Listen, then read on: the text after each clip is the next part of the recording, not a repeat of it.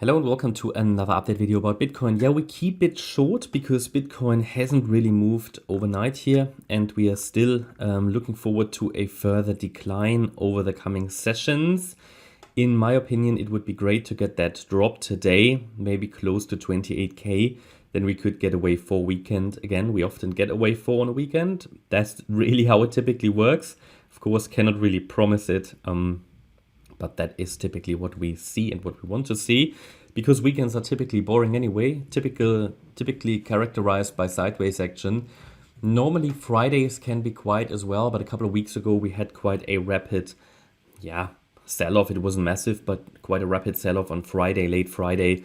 So let's see if we can wrap it all up today, this third wave down that we discussed in previous videos, and then maybe the wave 4 over the weekend, and then maybe bottoming out on the weekend or getting that last leg down maybe on Sunday or Monday. Of course, you know that Elliott Wave is really a price-based system. It's not time-based, so you cannot really use the analysis to make calls about how long something takes. But if you make a call about, okay, look, if we see a third wave, if you see a sell-off or any rally on a Friday, then you can typically tell that the Saturday and Sunday will be boring, and that is typically a wave 4. And it typically lasts a weekend, sometimes a bit longer.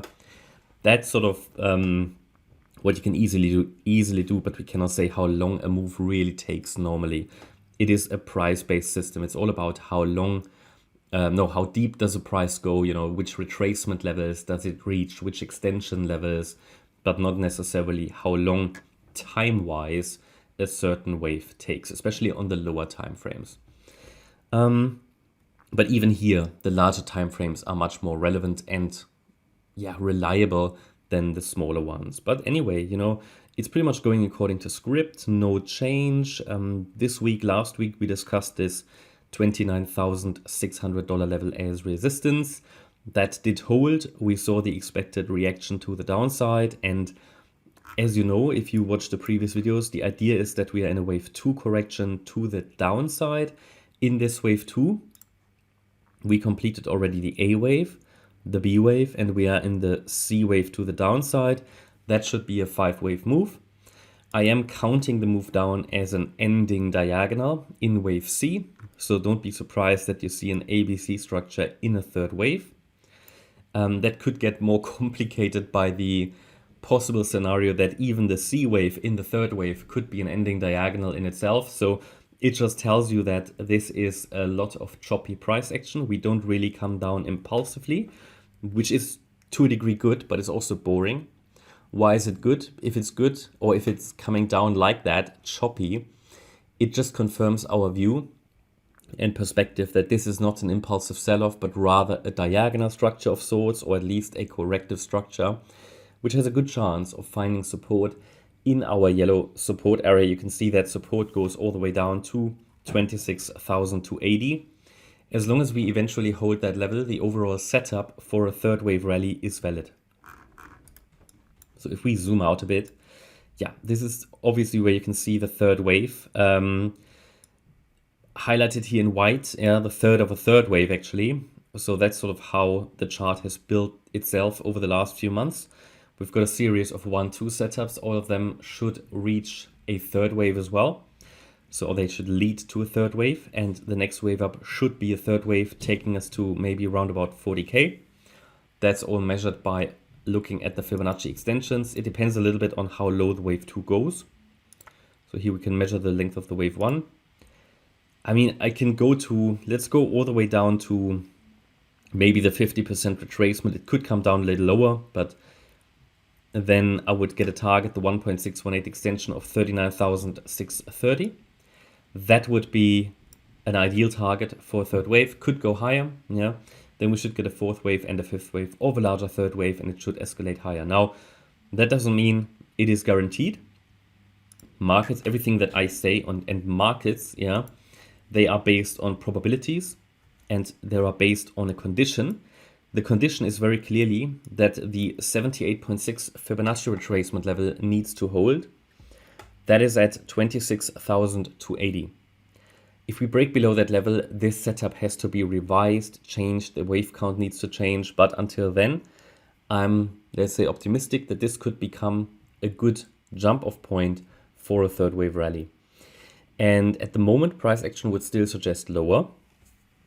As you can see here, this C wave is normally set to go a little lower. And it should get to the 1-to-1 ratio at least. So we can just measure that again. I did that yesterday. How do we do that? We take the length of the A wave.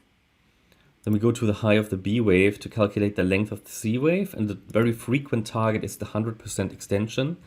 Takes us to around about 28,240, plus minus a few dollars depending on the exchange. And it all adds up here to the cluster of support around 28.3, 28.2K. There's a bit of a cluster around the 50% retracement level. If we break below that level, which I think we could do in the fifth wave eventually, next support would be 27,460, but I'm not sure if we get all the way down there. So at the moment, price is expected to go lower. I have sketched out a descending wedge on this chart. I don't think it's very well defined, but it's sort of an idea. But nevertheless, as long as price stays below that 30K resistance, it is expected to go lower. It can, of course, reset the B wave high at any point. Absolutely, but at the moment, because we're holding below $29,200, which was a micro support level here, yeah, the idea is to go down low. Maybe we'll see that today, but it is very slow motion price action. And if it does, because if it's choppy, it can easily do a bit of a small corrective rally to the upside before we see that final low. That's always what happens, and that's what you need to prepare for mentally as well in such a structure. It's no surprise that we are in a choppy price range. I've already highlighted a month ago that the rally higher generally will be a rocky road, and the corrections in the rally are part of that. So these rallies here are extremely boring, these corrections are extremely boring. And they are part of that rocky road that I highlighted. And I said, look, it will be choppy. It will not be easy. Okay, it will not be straightforward. It can be boring. A lot of people can be faked out, so from that point of view, no surprise that this is boring price action, but it is boring, which is an issue. But nevertheless, it's better to have a boring correction than a very, very rapid sell-off, which might break through support. Yeah, that's my update about Bitcoin. I hope you liked the update. If you did, please hit the like button, leave a comment and subscribe. And if you really like the content, then please check out the channel membership. Thanks a lot for watching. Bye-bye.